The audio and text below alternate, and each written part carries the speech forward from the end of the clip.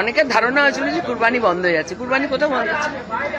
সমস্ত অফিসাররা রয়েছেন এখানে, কুরবানি হচ্ছে, নিয়ম মেনেই হচ্ছে এবং সবকিছু শান্তিপূর্ণভাবে হবে, ঠিক নিয়ম মেনে হবে, ওপেনলি হবে না, কোনোভাবে চতুর্দিকে ড্রেনে রক্ত ছড়াবে না। সবাই মিলে হ্যাঁ হ্যাঁ করেছেন, কি করেছেন তো করেছেন তো। এদিকে আসুন, আমার পাশে আসুন, আসুন আসুন, আপনি আমার পাশে আসুন, কোন ভিডিও করতে হবে না, এখানে আসুন, আসুন আসুন আসুন আসুন আসুন, ইমাম সাহেব আসুন, আসুন আসুন, আপনারা আসুন, আসুন আসুন, আপনারা আসুন। আমরা সুন্দর করে অনুষ্ঠান করব, ঠিক আছে? সুন্দর করে অনুষ্ঠান করবো, আসুন আসুন আসুন আসুন। আমরা সবাই সুন্দর করে অনুষ্ঠান করব, সব নিয়ম মেনে অনুষ্ঠান করব। কাউকে সারাদিন ধরে বাইক আজকাল এমনি বাইক কেউ চড়েও না হেলমেট ছাড়া। তো সুন্দর করে সাবধানে সবাই গাড়ি চালাবে, সাবধানে বাইক চালাবে, সুন্দরভাবে থাকবে, ওসব ভিডিও টিডিও করে ছড়িয়ে লোককে দুঃখ দেবে না। খুব সুন্দর অনুষ্ঠান হবে, খুব সুন্দর অনুষ্ঠান হবে। রেস্ট্রিকশন কিচ্ছু নেই, আইন মেনে সবকিছু হবে। যা ভারত পশ্চিমবঙ্গের সরকার যা যা আইন দিয়েছে, আমরা এখানে সবাই সেই আইন মেনে কাজ করব। অনেকের ধারণা হয়েছিল যে আসসালামু আলাইকুম। সমস্ত মুসলিম সম্প্রদায়ের মানুষজনকে আমার আবেদন যে রাজ্য সরকার 1950 সালের একটা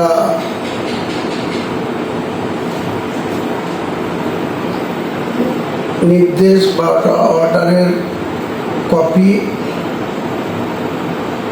গত কয়েকদিনে বিভিন্ন থানার অফিসাররা বা জেলা শাসক বা জেলার পুলিশ সুপাররা বিভিন্ন জায়গায় সেটাকে বোঝাচ্ছেন বা বলছেন বা তাদের আবেদন রয়েছে যে এটাকে মান্যতা দেওয়া। কিন্তু আমরা মনে করি যে 1950 সালের যেটা অর্ডার বা আইন, সেই আইনে কোথাও কুরবানি করা যাবে না এটা বলা নেই। কাজে এই মুর্শিদাবাদ জেলার সম্মানীয় পুলিশ সুপার থেকে শুরু করে এসডিপিও বেলডাঙ্গা, আইসি বেলডাঙ্গা সম্মানীয় বিজেপির এমএলএ ভরত কুমার ঝাওয়া এবং আমি নওদার এমএলএ হিসাবে আমরা প্রশাসনের সঙ্গে একটা মিটিং গত দুদিন আগে করেছি। তাতে কোথাও এই এসডিপিও লেভেলের অফিসার বা আইসি বেলডাঙ্গা কোথাও বলেননি যে গরু কুরবানি দেওয়া কঠোরভাবে নিষিদ্ধ, এটা বলেননি।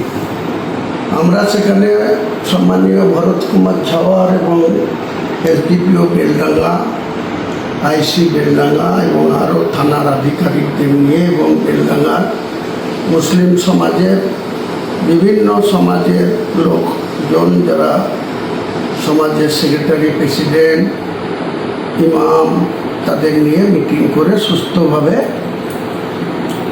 যে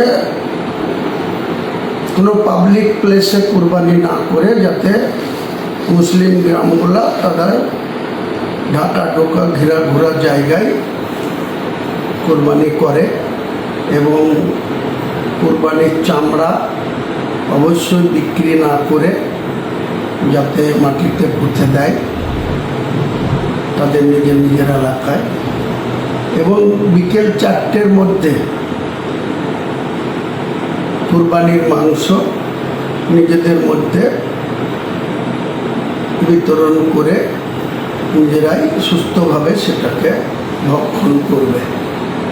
কোনো মুসলিম গ্রামের মানুষকে আমি আবেদন করছি যে আপনারা এবারে মাংসটা আপনাদের দূর দূরান্ত গ্রামে যেসব আত্মীয় স্বজন আছে তাদের কাছে পাঠাবেন না, কারণ তারা সেই গ্রামেও কুরবানি হবে, তারা নিশ্চয়ই সেখান থেকে তারা মাংস পাবে বা তারা সেখানে এই কুরবানি ঈদুল আজহা পালন করবে।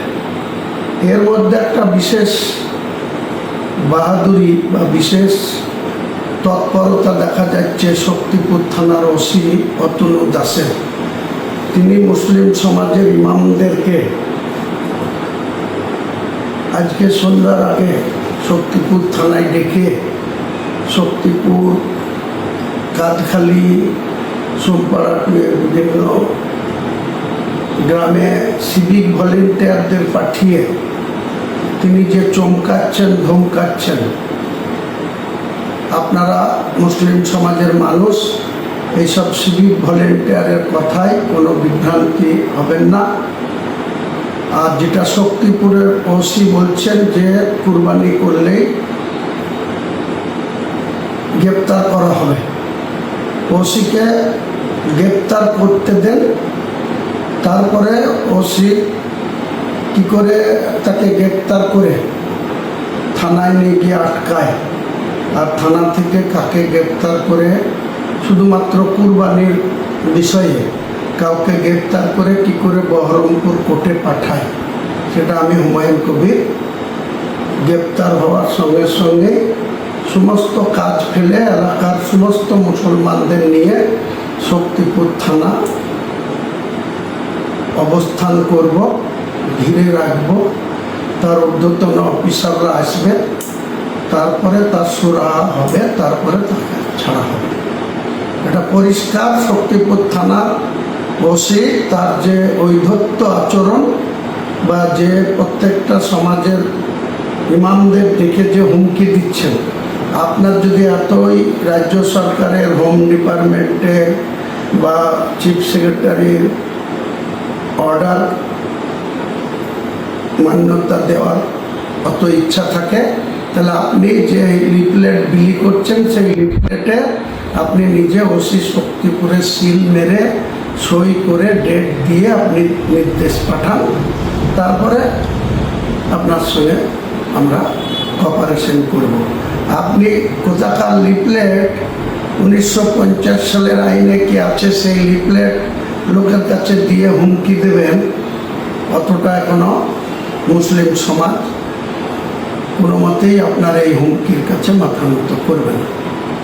আপনি এসডিপিও বেলডাঙ্গার থেকেও বড় অফিসার হয়ে যাননি, এসপি সাহেবের থেকেও বড় অফিসার হয়ে যাননি, আইসি বেলডাঙ্গার থেকেও বড় অফিসার হয়ে যাননি, ওসি নওদার থেকেও বিরাট বড়